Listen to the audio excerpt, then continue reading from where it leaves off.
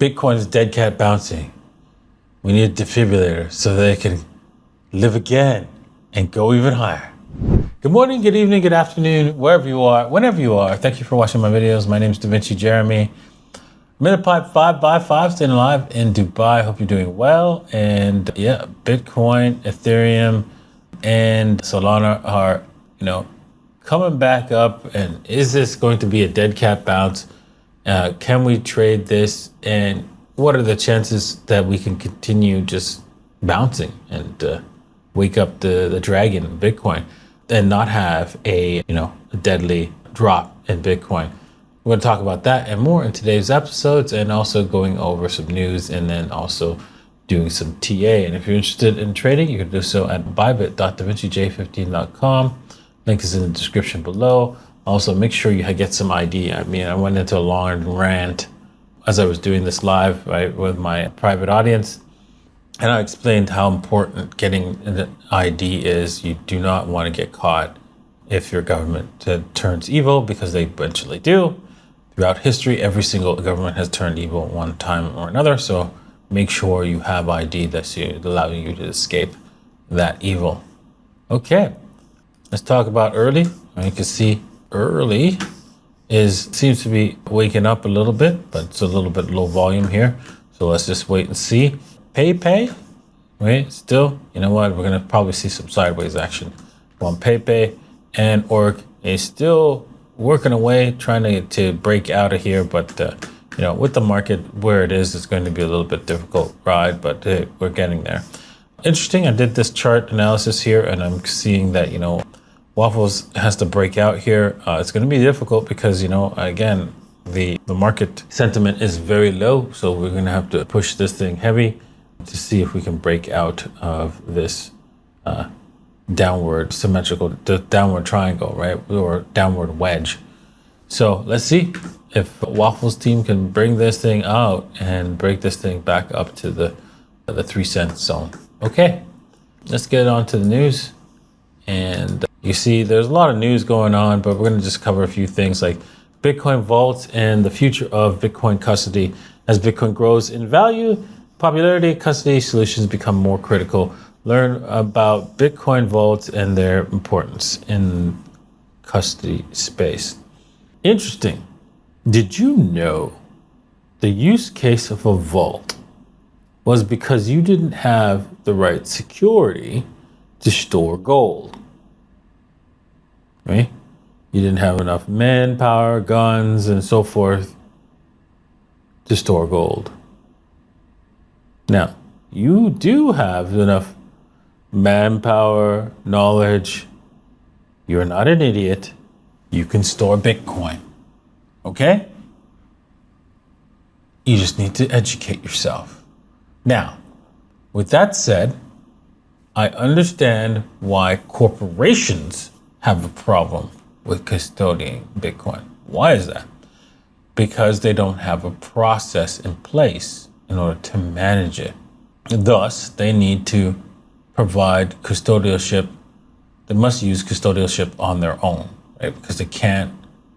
This technology is too new for them to come up with a workable process to ensure that no one can steal their Bitcoin internally, right?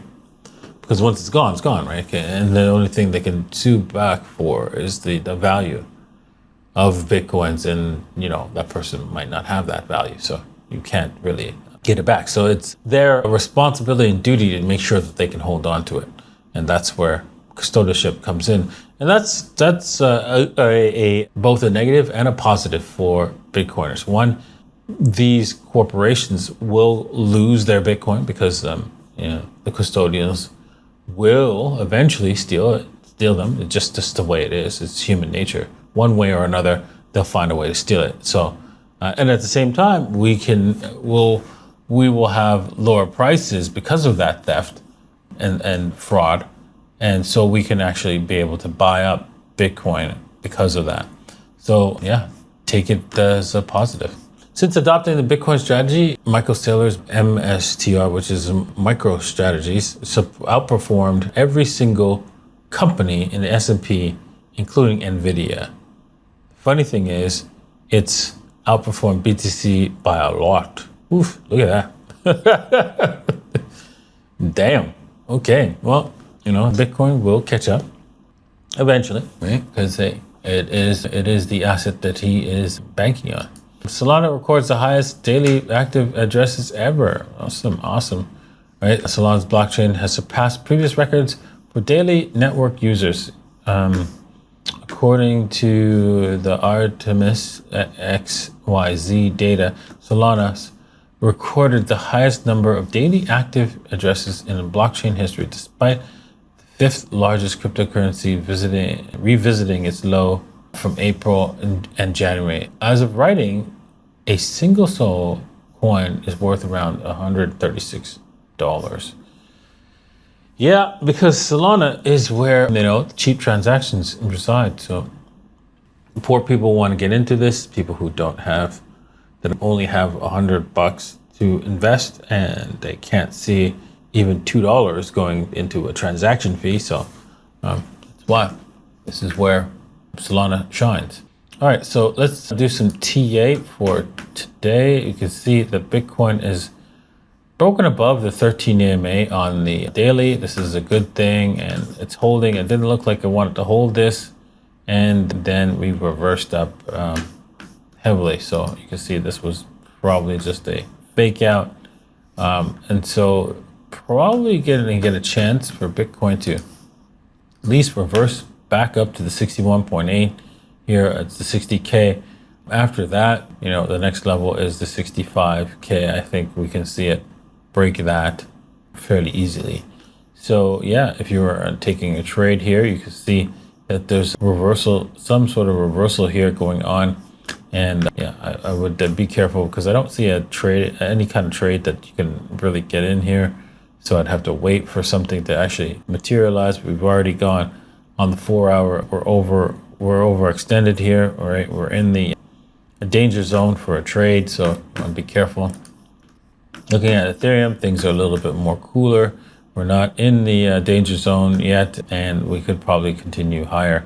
We have actually backed off from the 38.2, which is, there is a clear, resistance level at the 38.2 as well. So we can say that a break of the 38.2 on Ethereum is a major indication that we are going to go higher. Probably only as high as the 61.8, of course, but at the $2,500 level and $62, $25.62.